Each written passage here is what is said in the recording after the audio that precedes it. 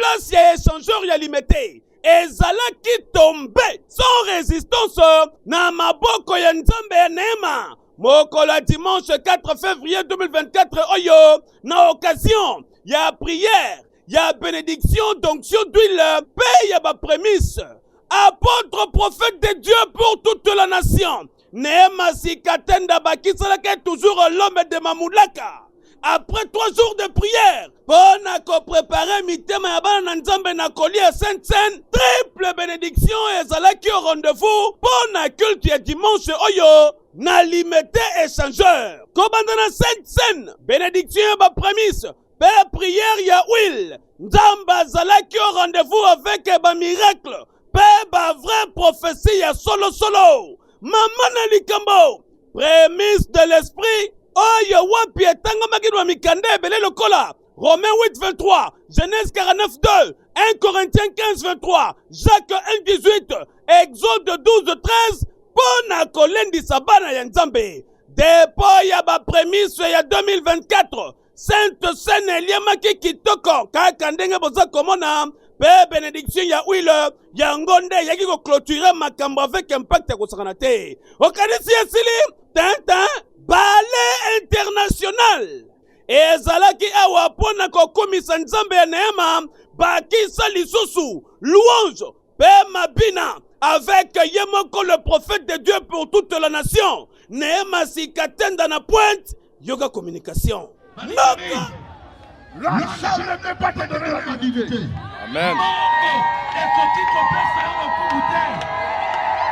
salle ne peut pas te donner la divinité. La salle ne peut pas te donner la puissance supérieure. L'argent. Na lisolo ya bato nyonso mokili toyeba bato bazalaka na nguya mpo na mbongo. Mais ils sont morts comme des gens plaqués partout. Okoti na ndako na ye wolo babamba yango bisika nyonso na ndako. Les toilettes tout entier en or. Ba toilette nyonso esalama na wona. Nous avons connu des personnes comme des Kadhafi. Toyeba bato lokola ba Kadhafi. La communication.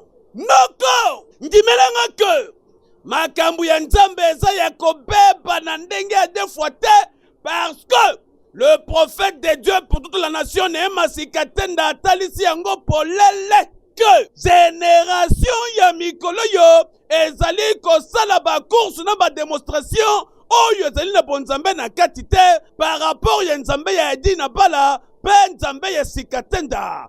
Bongo yo mutokanisaki que l'homme de Mamulaka, le prophète de Dieu pour toute la nation Neema Sikatenda asila akosala ba impact pe ba miracle ya boyote abomoni place échangeur etondaki boye. Est-ce que oui donc nenge na uti koloba na kumisi d'abord Nzambe parce que boyebi que église ya Dieu vivant ezali communauté moko za munene to za ko déjà 850 église na niveau ya monde oti ko clôturer musala autre sali awa na niveau ya Mozambique to clôturer kango dimanche passé et voilà lelo tozali awa na Kinshasa toza au moins na mapambolo misato ya liboso ezali prémisse ya mibale ezali Sainte Seine et puis ya misato ezali ko bonde la pona ba huile ya bana Nzambe na ko simba yango te me ba déclaration parce que Yesu alobaki la parole que je vous donne c'est esprit et vie.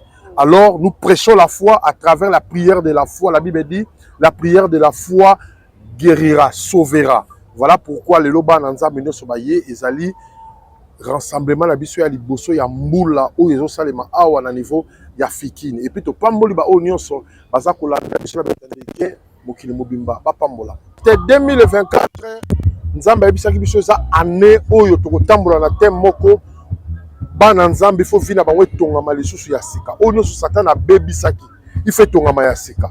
Voilà pourquoi soué na biso ezali ete kotongama ya sika wana esukaka na biso te esu ebana ekota pe même na mboka.